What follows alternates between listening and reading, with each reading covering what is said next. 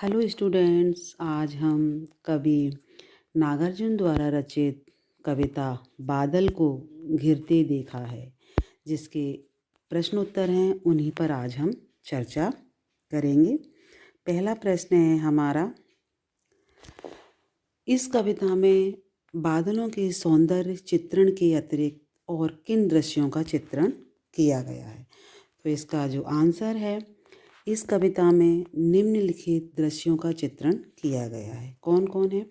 चकवा चकवी पक्षी का प्रणय कलह, कस्तूरी मृग का उन्माद, रूपोस की बूंदों को कमलों पर गिरने का दृश्य। तो यहाँ पर आपने देखा कि जो चकवा चकवी जो पक्षी हैं, नर और मादा, उनको एक शाप लगा हुआ था, जिसके कारण क्या होता है कि वो रात को अलग अलग हो जाते हैं और सुबह आने पर मिलते हैं और वो प्रणय कलह करते हैं। मतलब जो प्यार भरी उनके अंदर जो तकरार होती है, पहले झगड़ा होता है और फिर उनमें प्रेमालाप करते हैं। और कस्तूरी मृग जो है वो जो कस्तूरी उसकी नाभि में है, वो उससे बिल्कुल अनभिज्ञ है और अनजान है। उसी की जो मदमस्त जो सुगंध है, उसके लिए वो घूमता फिरता है, दौड़ता फिरता है और फिर उस पर खींच जाता है। और जो ओस की बूंदों को जो कमलों पर गिरने के का भी दृश्य का चित्रण है यहाँ पर। आगे है, हिमालय में विद्यमान झीलों पर हंसों के तैरने का भी दृश्य है, जो कि गर्म देशों से आते हैं और उमस होती है, तो वहाँ यहाँ शीतलता पाने के लिए वो हिमालय पर आते हैं। और कमल नाल जिसमें जो रेसे होते हैं उसे वो खोजते हैं और अपना यहाँ पर शीतलता प्राप्त करते हैं। कस्तूरी हिरण के भागने का दृश्य चित्र प्रस्तुत हुआ है। और किन्नर तथा किन्नरियों का दृश्य भी यहाँ पर देखा है, जिसमें उनकी जो अंगूरी शराब का वो सेवन करते हैं, उस तरह वो किस तरह अपनी मस्ती में मस्त होकर के बंसी को बजाते हैं, किस तरह उन्होंने अपना श्रृंगार किया हुआ है, किस तरह के दृश्य उपस्थित हुए हैं, वो सारा कुछ यहाँ पर दिखाई देता है। आगे सेकंड क्वेश्चन है, प्रणय कलह से कवि का क्या तात्पर्य है? तो इसका आंसर है प्रेम संबंधित झगड़ा। जब चकवा चकवी रात को अलग हो जाते हैं और वो सुबह आने पर जब मिलते हैं तो उनमें प्रेमालाप होता है। पहले झगड़ा होता है, फिर वो प्रेम करते हैं, अपनी प्रेमानुभूति को वो व्यक्त करते हैं। इस तकरार में कड़वाहट के स्थान पर प्रेम शामिल होता है। पहले तकरार होती है, थोड़ा झगड़ा होता है, फिर वो प्रेमालाप करते हैं। और दो प्रेमी जोड़ों के माध्यम से प्रेम से भरी लड़ाई होती है और कविता में चकवा चकवी के मध्य यह प्रणय कलह दर्शाया गया है। थर्ड क्वेश्चन है, कस्तूरी मृग के अपने पर ही चिढ़ने के क्या कारण हैं? तो यहाँ कस्तूरी मृग पूरा जीवन कस्तूरी गंध के पीछे भागता रहता है, और क्योंकि वो उससे बिल्कुल अनभिज्ञ है और उसे नहीं पता कि ये जो सुगंध है वो कहाँ से आ रही है। उसे इस सत्य का भान भी नहीं होता, वह गंध तो उसकी नाभि में व्याप्त है और कस्तूरी से आती है। जब वो ढूंढ ढूंढ कर थक जाता है तो उसे अपने पर ही चिढ़ हो जाती है और वो उससे खीज होने लगती है। असमर्थता के कारण वह स्वयं पर ही परेशान हो जाता है। क्वेश्चन नंबर 4, बादलों का वर्णन करते हुए यहाँ कवि को कालिदास की याद क्यों आती है? तो कालिदास एक ऐसे कवि हैं जिन्होंने अपनी रचना मेघदूत में बादल को दूत के रूप में चित्रित किया था। एक यक्ष को धनपति कुबेर ने अपने यहाँ से निर्वासित कर दिया था। निर्वासित यक्ष मेघ को दूत बना करके अपनी जो प्रेमिका है उसको संदेश उस मेघ के द्वारा ही भेजता है। तो एक ये महाकाव्य है मेघदूत, कालिदास का बहुत बड़ी कविता है, जिसमें ये जो यक्ष है जिसको निर्वासित कर दिया जाता है, तो वो मेघ को दूत बना करके अपनी प्रेमिका को संदेश भेजता है। अलकापुरी उसे भेजा जाता है। आगे कवि ने यहाँ बहुत ही प्रयास किया कि उन स्थानों को खोज निकाले जो जैसे जहाँ गंगा नदी है और मेघदूत को भी देखा। तो जिनका उल्लेख कालिदास ने किया था अपने महाकाव्य में, उसे उसी स्थान को वे खोजते हैं, लेकिन वो स्थान उनको नहीं मिलता और वो कहते हैं कि कौन बताए मुझे उस स्थान को। उस बादलों का वर्णन कवि ने जो कालिदास की याद दिलाई थी, तो वो कहते हैं कि ये तो केवल कवि की कल्पना थी और वो तो यहीं कहीं बरस गया होगा। आगे क्वेश्चन नंबर 5। क्वेश्चन नंबर 5 है, कवि ने महामेघ को झंझानेल से गरज गरज भिड़ते देखा है, क्यों कहा है? तो यहाँ पर्वतीय प्रदेशों में जो भयंकर ठंड के समय जो कैलाश के शिखर पर कवि ने बादलों के समूह को तूफानों से लड़ते हुए देखा है। प्राय पर्वतों में बादल जो हैं वो समूह तेज हवाओं से टकरा जाते हैं, जिनके कारण आकाश में भयंकर गर्जना होने लगती है। तो उसी के विषय में ये बताया कि जो महामेघ हैं, जो विराट बादल हैं, वो तूफानों से भी टकराते हैं और ऐसा लगता है कि वो आकाश को छूने की प्रयास कर रहे हों। आगे, उन्हें देखकर आभास होता है कि वे लड़ रहे हैं, ऐसा आभास होता है जब वो गरजते हैं बादल और तूफानों से टकरा, तूफान भी आ रहा है तो बहुत तेज भयंकर दृश्य उनके सामने, डरावना दृश्य उपस्थित होता है। तो इस तरह का लगता है कि आकाश में भयंकर गर्जना हो रही है। इसी कारण कवि ने कहा है कि महामेघ को, विराट बादलों को झंझानेल से गरज गरज भिड़ते देखा है। जो तूफान है उनसे मैंने उनको गरज गरज कर भिड़ते हुए भी देखा है। ये मेरे आंखों देखा दृश्य है। जो क्वेश्चन नंबर 6 है, बादल को घिरते देखा है, पंक्ति को यहाँ बार बार क्यों दोहराया गया है?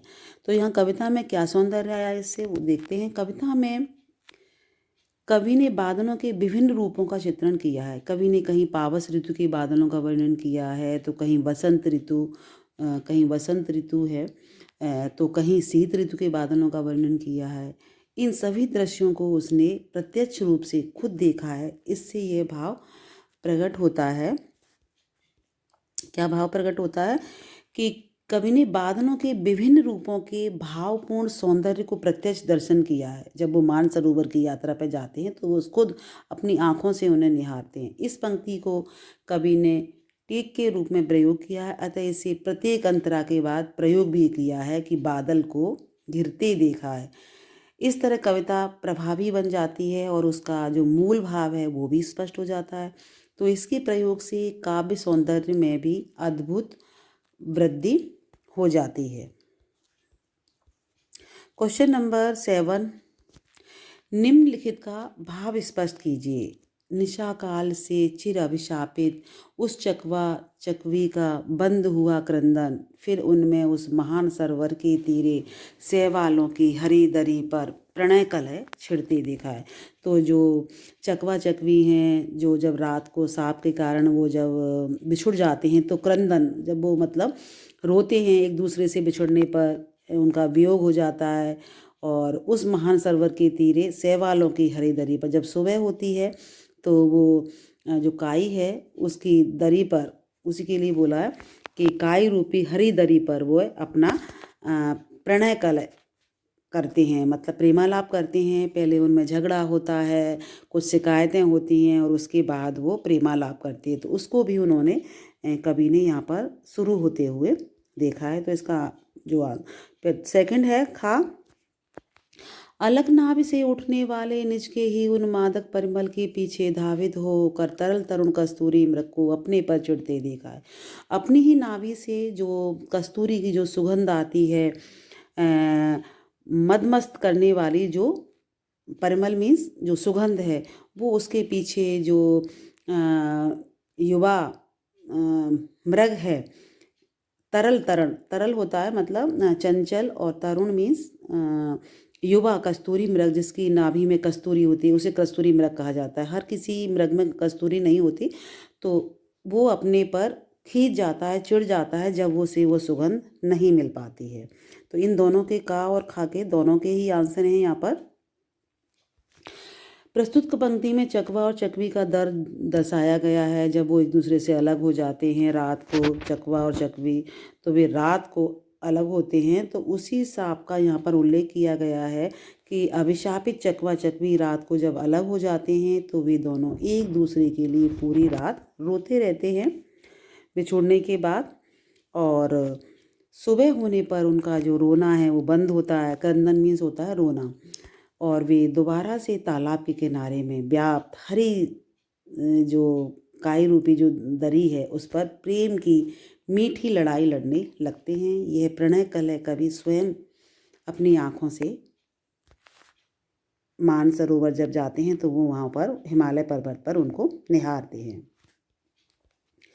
इसका सेकंड है, प्रस्तुत पंक्तियों में कवि कस्तूरी हिरण की परेशानी को दर्शाता है। वह कहता है कि कस्तूरी मृग पूरा जीवन कस्तूरी गंध के पीछे भागता दौड़ता दौड़ता भागता रहता है। उसे इस सत्य का भान नहीं है, वो इससे बिल्कुल अनभिज्ञ है कि वह गंध तो उसकी नाभि में व्याप्त है, कस्तूरी से आती है, तो वह ढूंढ ढूंढ कर थक जाता है, तो उसे अपने ही पर चिढ़ आ जाती है और वो खींचता है, वो अपनी असमर्थता के कारण परेशान हो जाता है।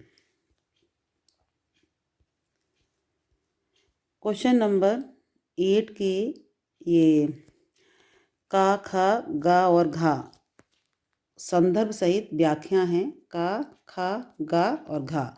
छोटे छोटे मोती जैसे कमलों पर गिरते देखा है, समतल देशों में आकर हंसों को तिरते देखा है। ऋतु वसंत का सुप्रभात था, अगल बगल स्वर्णिम शिखर थे, ढूंढा बहुत परंतु लगा क्या, जाने दो वह कब कल्पित था। तो यहाँ ये जो संदर्भ सहित व्याख्या के लिए छोटे छोटे मोती जैसे कमलों पर गिरते देखा है, समतल देशों में आकर हंसों को तिरते देखा है। तो इसकी व्याख्या को देख लेते हैं 1 बाय 1। ये व्याख्या है इसमें। संदर्भ सहित प्रस्तुत पंक्ति नागार्जुन द्वारा रचित कविता बादल को घिरते देखा है से ली गई है। इसमें कवि वर्षा ऋतु में जो तालाब में के सौंदर्य का वर्णन यहाँ उन्होंने किया है। तो इसकी व्याख्या है, कवि यहाँ कहता है कि वर्षा का जो सौंदर्य है वो अद्भुत है। हिमालय स्थल में जो इस सौंदर्य की बात ही अलग है। ओस के छोटे छोटे कण मोती के समान लग रहे हैं। जो छोटे छोटे ओस के कण हैं वो मोती के समान लग रहे हैं। उसके शीतल और बर्फ के समान कणों को कवि ने यहाँ मान सरोवर में सुनहरे खिले कमलों के ऊपर गिरते हुए देखा है। भाव यह है कि ओस के जो कणों को उसने कमल पर गिरते देखा है। ये सौंदर्य बहुत ही अद्भुत था। ये खा पार्ट है। खा पार्ट में इसमें कवि वर्षा ऋतु में हिमालय स्थल में बनी झीलों के सौंदर्य का वर्णन कर रहा है। तो व्याख्या, कवि कहता है कि हिमालय पर्वत श्रृंखला में बहुत सी छोटी बड़ी प्राकृतिक झीलें विद्यमान हैं और इन झीलों में मैदानी स्थानों के उमस भरे मौसम से तंग आकर हंसों के समूह को आते देखा है। वे झीलों के नीले जल में तीखे मीठे स्वाद वाले जो कमलनाल है, कमलनाल के जो कमलनालों को वो खोजते हैं, उसमें से रेसे निकालते हैं और वे उससे अपना जीवन निर्वाह करते हैं। वे इस झील में बहुत सुंदर लगते हैं तैरते हुए। भाव यह है कि वर्षा ऋतु में हिमालय की जो झीलें हैं इन हंसों का निवास स्थान बन जाती हैं, क्योंकि वहाँ उमस होती है और वो गर्म देशों से यहाँ पर शीतलता प्राप्त करने आते हैं। आगे गा पार्ट। संदर्भ, प्रस्तुत पंक्ति नागार्जुन द्वारा रचित कविता बादल को घिरते देखा है से ली गई है। इसमें कवि वसंत ऋतु की सुबह के सौंदर्य का उन्होंने यहाँ पर वर्णन किया है। तो देखते हैं व्याख्या। कवि कहता है कि वसंत ऋतु का सुंदर प्रभात, सुबह हो रहा है, सुंदर सवेरा हो रहा है। इस समय क्या हो रहा है कि मंद तथा शीतल हवा चल रही है। सूर्यास्त की जो सुनहरी किरणें हैं अपने आसपास व्याप्त शिखरों को सोने के समान रंग में रंग रही हैं। भाव यही है इसका कि बसंत ऋतु की जो सुबह है उसका जो सौंदर्य है वो बहुत ही सुंदर होता है, वह बहुत ही मनोहारी दृश्य है। घा पार्ट है। कवि कालिदास द्वारा मेघदूत में वर्णित स्थानों को वो ढूंढ रहा है, जो कि कालिदास जी ने अपने महाकाव्य मेघदूत में उन स्थानों को लिया है। तो यहाँ कवि व्याख्या करते हैं कि कालिदास ने मेघदूत रचना में व्याप्त अलकापुरी का यहाँ उल्लेख किया है कि उसने उसे ढूंढने का बहुत प्रयास किया, लेकिन उसे वो ऐश्वर्य की जो अलका नगरी है उसे नहीं मिली। कवि यहाँ कहता है कि वह कौन सा स्थान होगा जहाँ मेघ रूपी दूत बरस गए, और कवि कहता है कि मैंने तो बहुत ढूंढा पर मैं तो उनको ढूंढने में असफल रहा, कोई तो बताए मुझे उसके विषय में, अतः इसे जाने देते हैं, शायद वह कवि की कल्पना मात्र ही था। तो उन्होंने इस तरह कवि ने बोला। आगे योग्यता विस्तार से ये प्रश्न है। योग्यता विस्तार का प्रश्न, कालिदास के मेघदूत का संक्षिप्त परिचय बताइए। तो देखते हैं इसका आंसर। मेघदूत संस्कृति के जो प्रसिद्ध कवि तथा नाटककार जो कालिदास जी हैं, उनके द्वारा ये महाकाव्य रचित है मेघदूत। ये बहुत बड़ी कविता है। जैसा कि नाम से भी पता चलता है कि इसमें मेघ ने दूत का कार्य किया है, मेघ को दूत बना करके भेजा गया है। यह एक प्रेम कहानी है।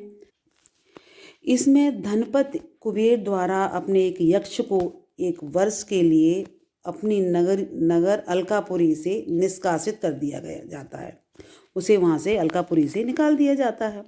यक्ष दक्षिण दिशा में स्थित रामगिरी में के वन में आश्रम में वो रहने लगते हैं, और वो किसी प्रकार 8 महीने व्यतीत कर लेता है। लेकिन जब वर्षा ऋतु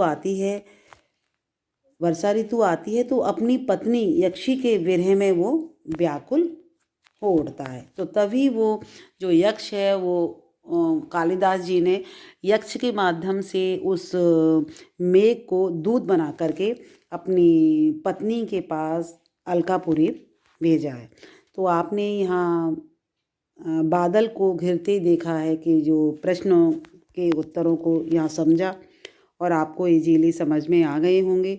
इससे पहले आप इसकी व्याख्या को पूरी तरह से समझ ही चुके हैं। धन्यवाद।